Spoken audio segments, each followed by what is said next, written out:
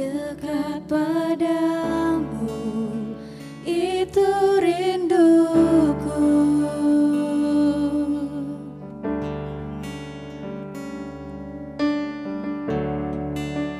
Setiap kataku, kau pun menunggu.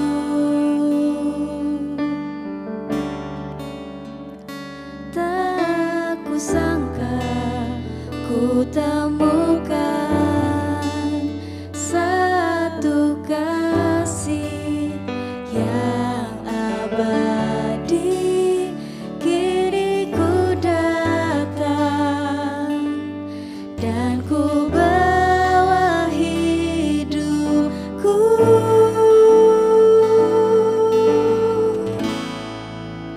Memandang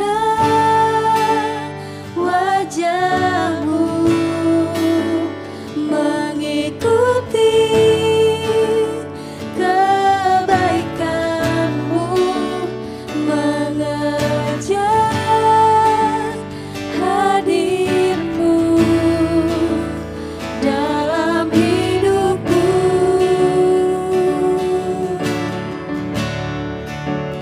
Membawa sembahku, menyatakan kebesaranmu, mengejar hadirmu dalam hidupku.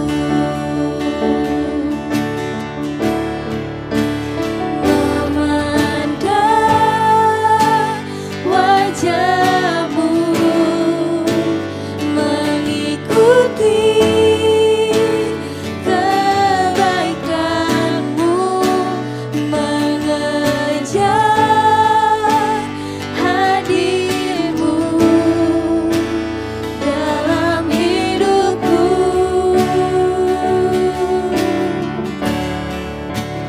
Membawa sembahku, menyatakan kebesaranmu, mengejar hadirmu dalam hidupku.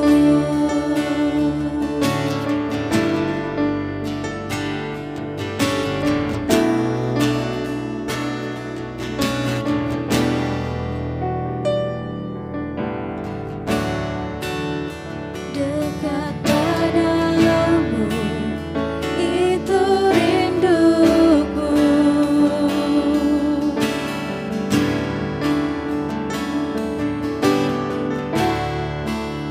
Setiap kataku, kau pun menunggu.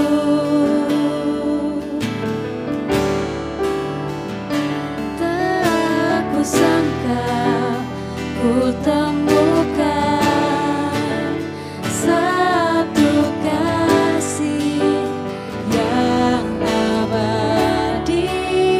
Kini ku datang dan ku bawa hidupku.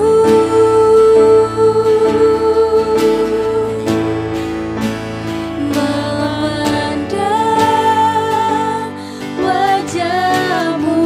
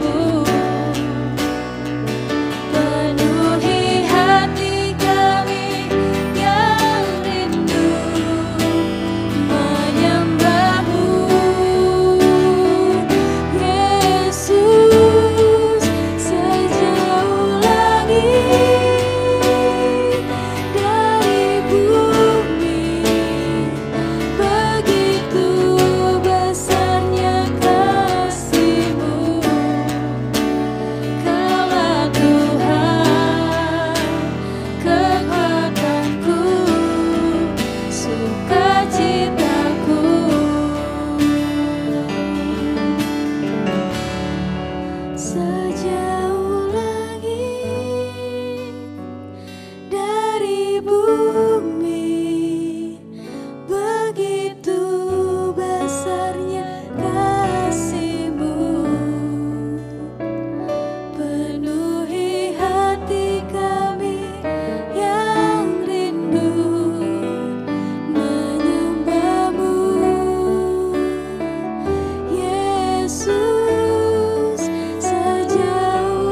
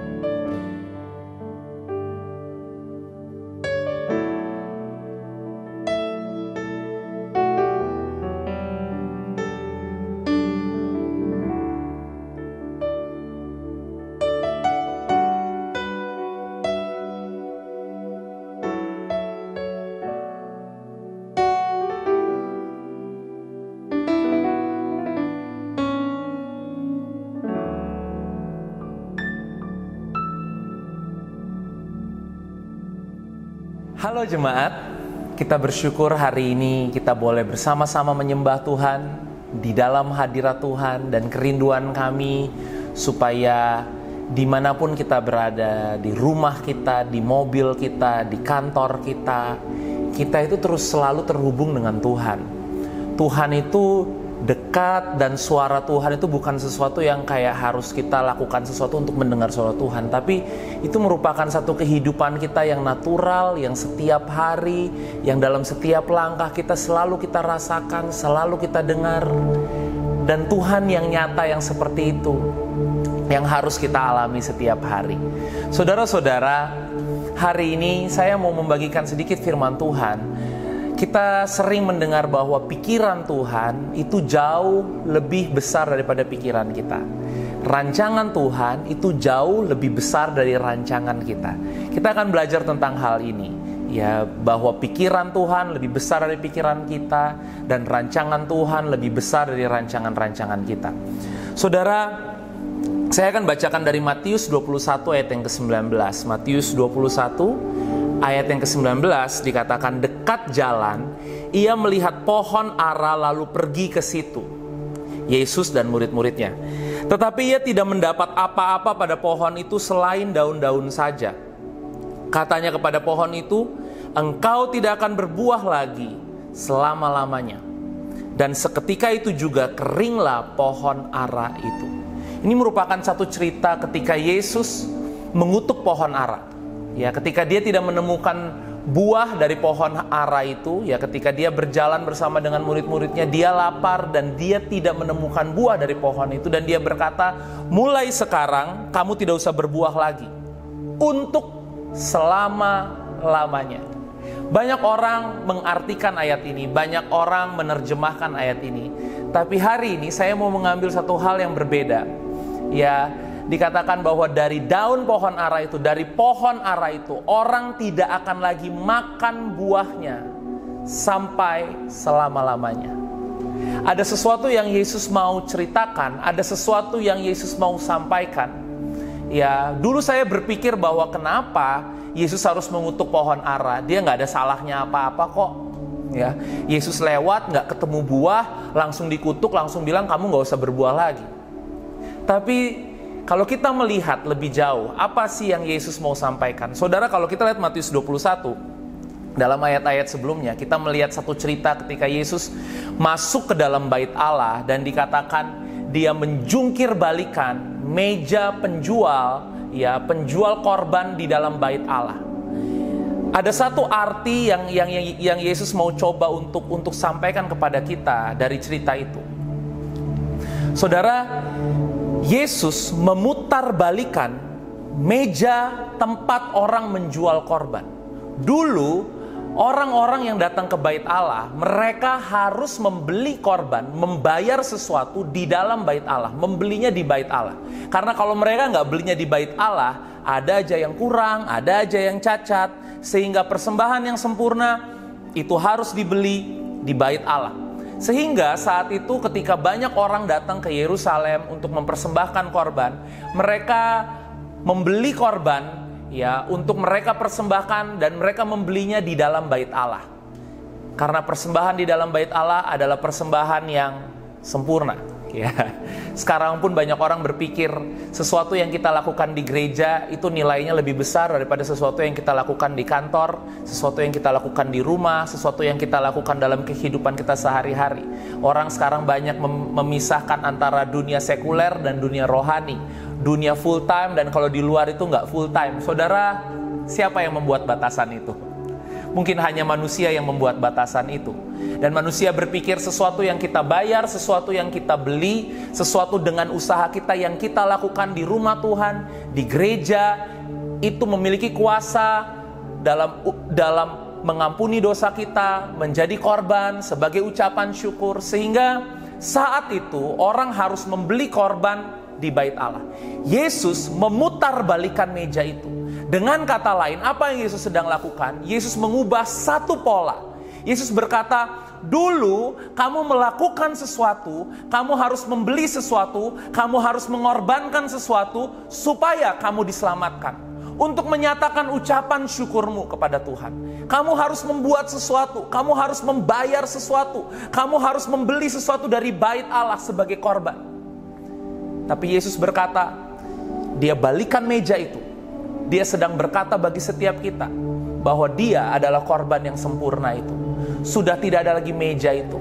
Sudah tidak ada lagi tempat di mana di dalam bait Allah orang mencoba, orang berpikir melakukan sesuatu supaya diselamatkan. Berpikir melakukan sesuatu supaya Tuhan sayang sama dia. Saudara, Yesus jadi korban yang sempurna sebelum kita melakukan apapun juga. Yesus menjadi korban supaya apapun yang kita lakukan hari ini bukan lagi semata-mata hanya untuk memperoleh keselamatan. Bukan hanya untuk semata-mata mendapat pembenaran kita di hadapan Tuhan.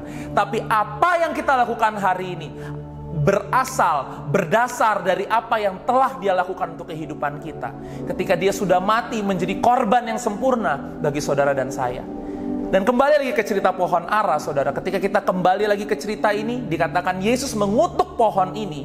Dan dikatakan kamu tidak usah berbuah lagi sampai selama-lamanya. Artinya apa? Orang tidak akan makan lagi buah dari pohon ara itu. Apa sih sebenarnya yang terjadi dengan pohon ara ini? Saudara, kalau kita lihat ke dalam Kejadian 3 ayat yang ke-7, ketika Adam dan Hawa mereka salah memilih, ya, mereka gagal, mereka jatuh ke dalam dosa. Saudara, dosa cenderung membuat kita selalu ingin menutupi, ya. Dosa membuat orang berada di dalam rasa malu. Dan dosa membuat orang selalu merasa ingin ditutupi, ingin menutupi, ya. Kalau sekarang orang salah, pengennya ditutupin kesalahannya, ya. Pengennya supaya orang nggak tahu kalau dia itu salah, benar ya saudara ya. Dan itulah apa yang dosa lakukan. Dosa selalu membuat kita merasa malu, merasa nggak layak, merasa pengen ditutupin, ya. Kita selalu ingin menutupi keburukan kita dengan perbuatan baik kita. Kita selalu ingin menutupi kelemahan kita dengan hal yang kita anggap, wah ini saya punya, ya, ini saya hebat di sini. Dan kita berpikir bahwa identitas kita hanya ditentukan oleh apa yang kita punya dan kita nggak punya. Dan itu salah, saudara.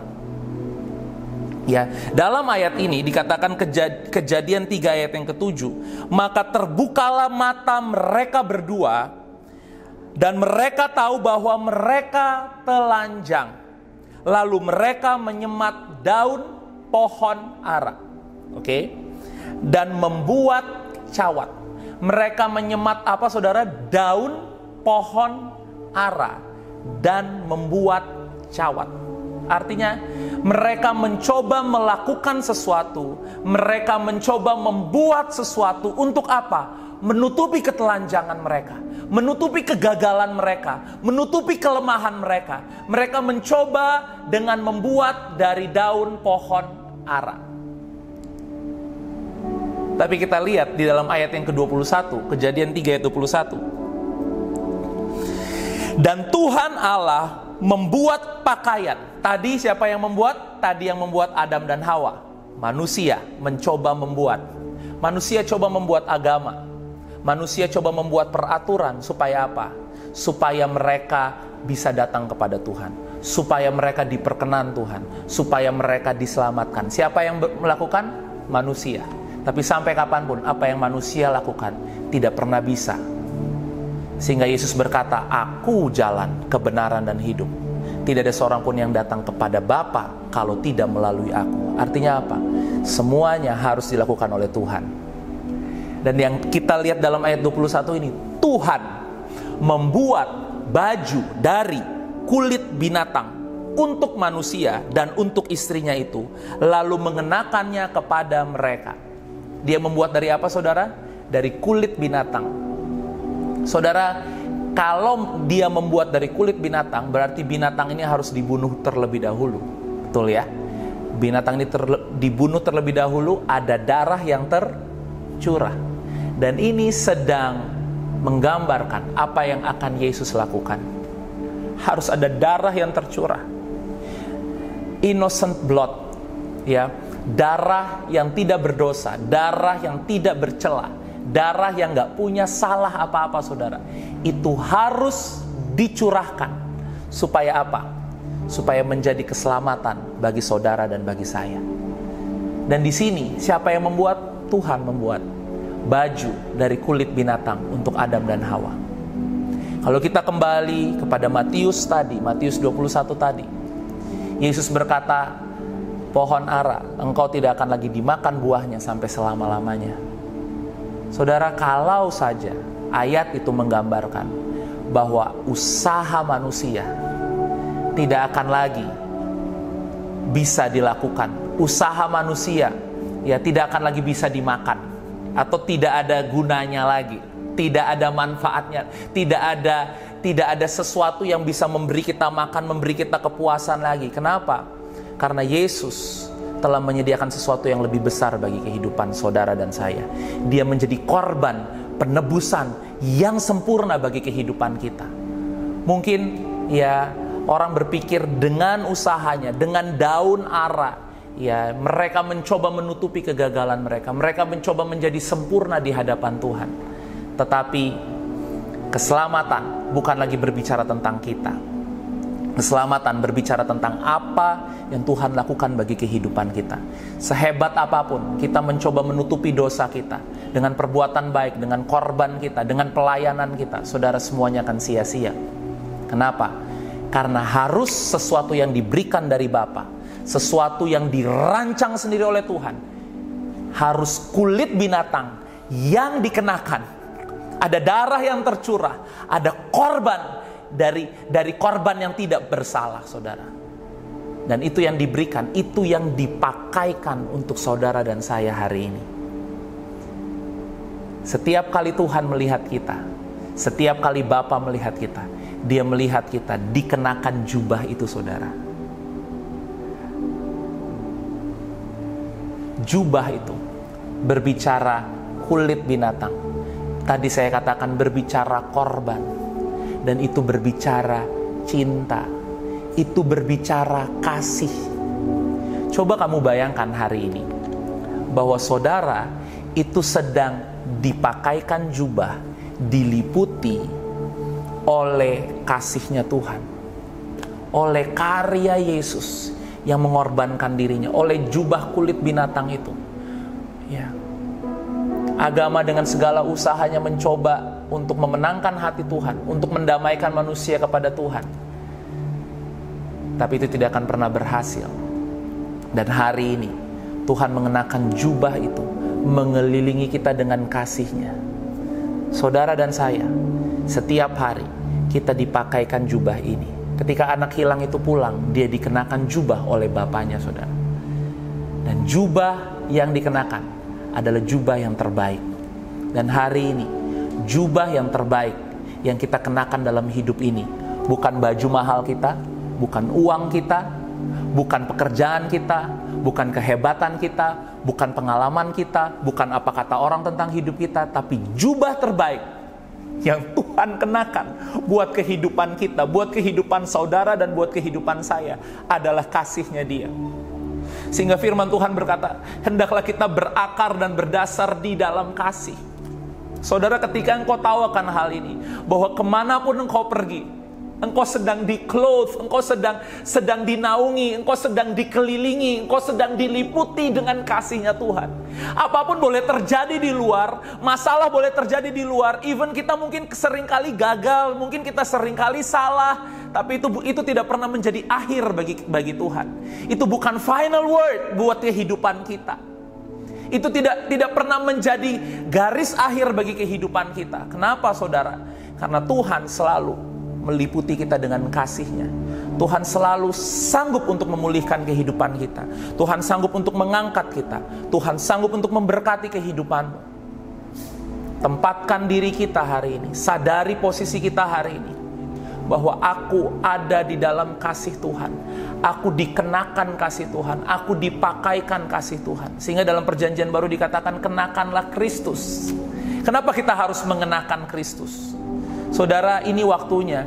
Jangan terus pakai jubah berkabung, jubah merasa buruk dengan diri sendiri, jubah merasa bersalah, jubah merasa saya paling gak beruntung, jubah korban, saya itu korban orang, saya korban keadaan. Saudara, tanggalkan jubah-jubah itu.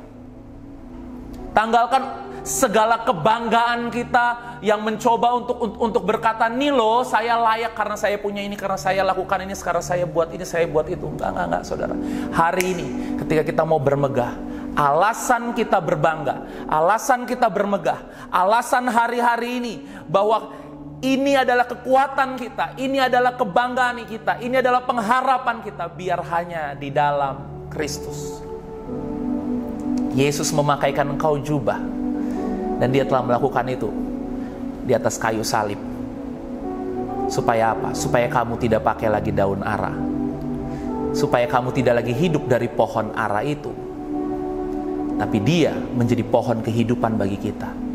Buahnya, dia menjadi buah kehidupan yang kita makan setiap hari. Dia menjadi roti hidup bagi kita, yang akan membuat kita tidak pernah lapar lagi.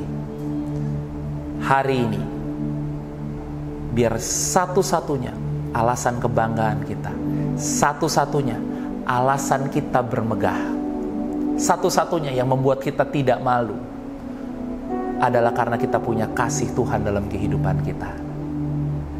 Yang membuat kita tidak malu bukan karena kita punya banyak uang, bukan karena pekerjaan kita baik-baik saja, bukan karena semua keadaan di sekeliling hidup kita, orang di sekeliling hidup kita baik, tapi satu hal yang membuat kita tidak malu, yang mengangkat rasa malu kita, karena ada kasih Kristus yang mengelilingi, yang meliputi hidup kita. Saya ajak kita untuk berdoa. Thank you Jesus. Terima kasih Tuhan, buat hari ini kami bersyukur karena Engkau mengenakan jubah dari kulit binatang. Engkau mengenakan jubah Kristus di dalam kehidupan kami, sehingga hari ini kami mengenakan Kristus. Kami tidak lagi mengenakan rasa malu kami. Kami tidak lagi mengenakan rasa bersalah kami, rasa tertuduh kami, rasa buruk kami, rasa kurang kami, rasa tidak beruntung kami. Kami tidak lagi mengenakan itu. Hari ini kami mengenakan kasih Tuhan di dalam kehidupan kami. Kami mengenakan Kristus di dalam kehidupan kami. Kami bersyukur buat hari ini Tuhan. Dan dimanapun jemaat-Mu berada hari ini, biar berkat-Mu tercurah atas kehidupan mereka. Saya mau ajak kita menyanyi satu lagu, Sejauh Langit dari Bumi. Sejauh langit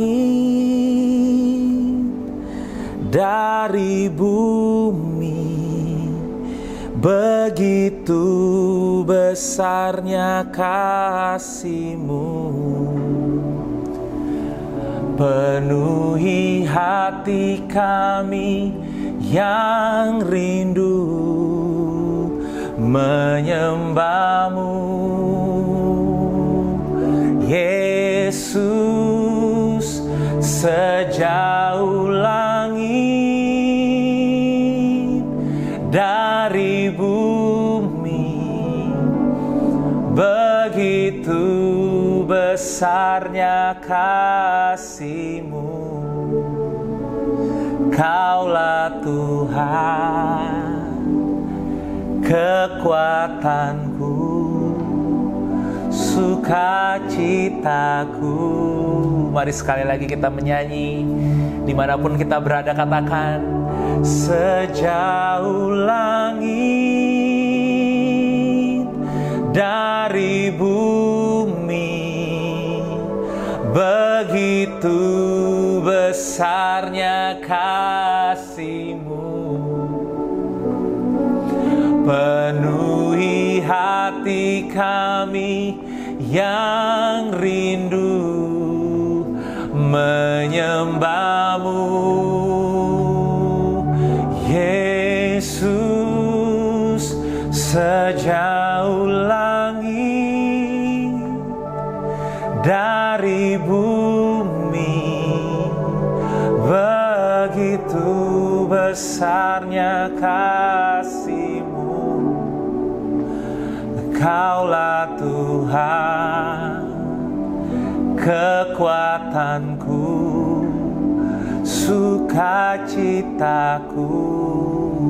Saudara, saya ingin bacakan satu ayat, Galatia 3 ayat 27. karena kamu semua yang dibaptis dalam Kristus telah mengenakan Kristus. Kita mengenakan Kristus. Kita mengenakan kasih Tuhan dalam kehidupan kita. Sejauh langit dari bumi, saudara, itu besarnya kasih Tuhan. Kita mungkin hanya bisa merancang daun pohon ara buat kehidupan kita, tapi rancangan Tuhan itu sempurna. Karyanya di kayu salib itu sempurna, saudara. Apa yang dia rancangkan itu lebih besar. Kasihnya lebih besar dari cara kita untuk menolong diri kita, dari pikiran kita untuk berpikir, mungkin saya harus lakukan ini untuk menolong diri saya. Saudara, at the end, Tuhan yang akan menolong saudara dan saya. Dia akan menjubahi kita, menaungi kita, mengenakan Kristus di dalam kehidupan kita. Sehingga mulai hari di mana kita menerima Yesus, kita memiliki pikiran Kristus. Kita memiliki damai sejahtera yang Kristus punya. Kita memiliki kasih yang Kristus punya. Kita memiliki hikmat yang Kristus punya. Dan itu hidup di dalam kehidupan saudara dan saya. Mari angkat tanganmu dan terima berkat daripada Tuhan. Tuhan menyinari engkau dengan wajahnya dan memberikan engkau kasih karunia. Tuhan menghadapkan wajahnya kepadamu dan memberi engkau damai sejahtera. Terimalah berkat dari Allah Bapa, anugerah dari Tuhan Yesus Kristus, dan kenyataan Bapa di dalam kehidupanmu yang setiap hari dibawa oleh Roh Kudus menjadi bagian hidup kita mulai hari ini sampai selama-lamanya. Mari katakan amin. Tuhan Yesus memberkati saudara. Selamat mengalami keajaiban Tuhan di dalam kehidupan kita. Amin.